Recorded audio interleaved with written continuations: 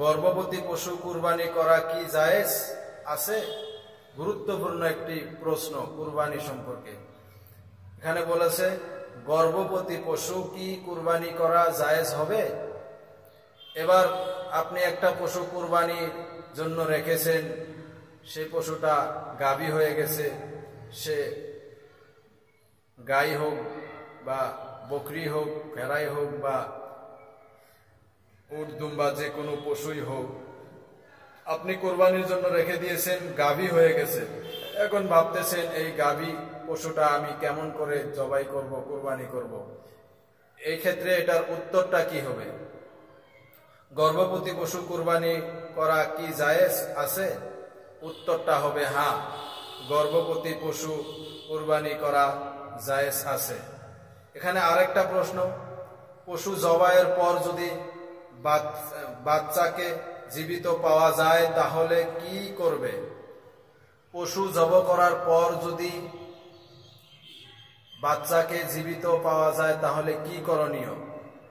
উত্তরটা হচ্ছে বাচ্চাও জবাই করে দিতে হবে, পশুর সঙ্গে বাচ্চাকেও জবাই করে দিতে হবে।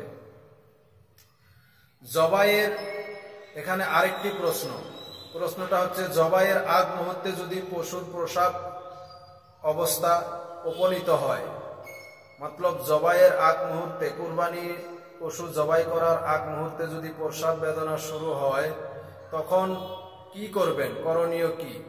উত্তরটা হলো সেই পশু জবাই করা জায়েজ আছে, তবে মাকরু। সেই পশুটাও জবাই করা জায়েজ আছে, তবে মাকরু। আশা করি আপনি উত্তরগুলো পেয়ে গেছেন। এখানে আরেকটি গুরুত্বপূর্ণ প্রশ্ন করেছেন যে পশু ক্রয় করার পর যদি এমন কোনো দোষ দেখা যায় যে দোষগুলো থাকিলে কুরবানি হয় না, তখন করণীয় কি? এখানে প্রশ্ন করেছেন যে পশু আমরা কিনেছি, কেনার পরে পশুর মধ্যে যে দোষগুলো থাকলে কুরবানি হয় না, এরকম দোষ পশুর মধ্যে দেখা গেছে, এরকম রোগ ব্যাধি, এখন আমরা কি করব? এক্ষেত্রে করণীয় কি? পশু তো কিনে ফেলেছি।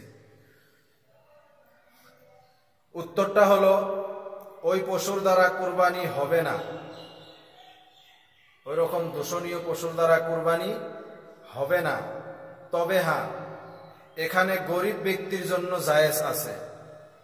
সেই কুরবানির পশুটা যদি কোনো গরিব ব্যক্তি ক্রয় করে, সেটার মধ্যে যদি কোনো দোষ থাকে, তাহলে ওই গরিব ব্যক্তিটার জন্য ওই পশুটা অমনি কুরবানি দেওয়া জায়েজ আছে। কিন্তু ধনী ব্যক্তির ক্ষেত্রে জায়েজ নেই। সাহেবে নেশাব হলে তার ক্ষেত্রে ওই পশু কুরবানি দেওয়া জায়েজ নেই, সে অন্য আরেকটা পশু ক্রয় করে কুরবানি দিবে। এই কথাটাই বলা হয়েছে যে ওই পশুর দ্বারা কুরবানি হবে না, তবে এখানে গরিব ব্যক্তির জন্য জায়েজ আছে, ধনী ব্যক্তির জন্য জায়েজ নয়।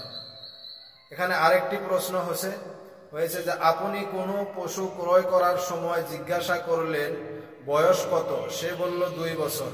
যদি সেটার বাস্তবে বয়স 2 বছর না হয় তখন কি করণীয় বা কি কুরবানি কি হবে?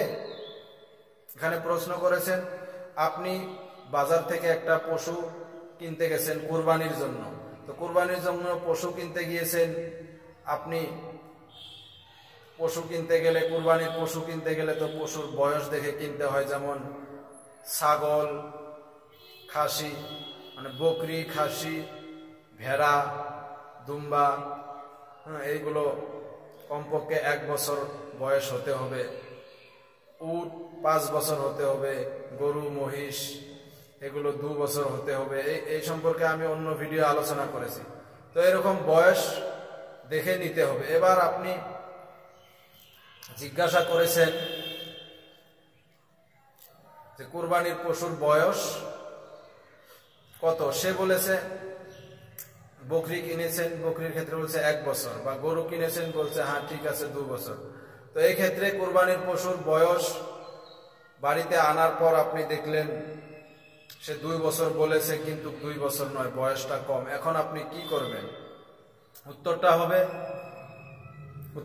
হ্যাঁ হবে, তবে যে বিক্রেতা মিথ্যা বলেছে তার গুনাহ হবে। আপনি কোনো পশু ক্রয় করার সময় জিজ্ঞাসা করলেন বয়স কত, সে বলল 2 বছর, যদি সেটা বাস্তবে বয়স 2 বছর না হয় তখন করণীয় কি বা কুরবানি কি হবে? উত্তরটা হবে হ্যাঁ হবে। তবে যে ব্যক্তি বিক্রি করেছে তার গুনাহ হবে। যে ব্যক্তি বয়স সঠিক না হওয়ার পরেও মিথ্যা বলে কুরবানির পশু বিক্রি করে দিয়েছে, সেই ব্যক্তির গুনাহ হবে, আপনার গুনাহ হবে না, আপনি সেই পশু কুরবানি দিতে পারেন। তো এরকম আরো অনেক প্রশ্ন উত্তর সম্পর্কে আমার ভিডিও আছে, দেখে নিতে পারেন।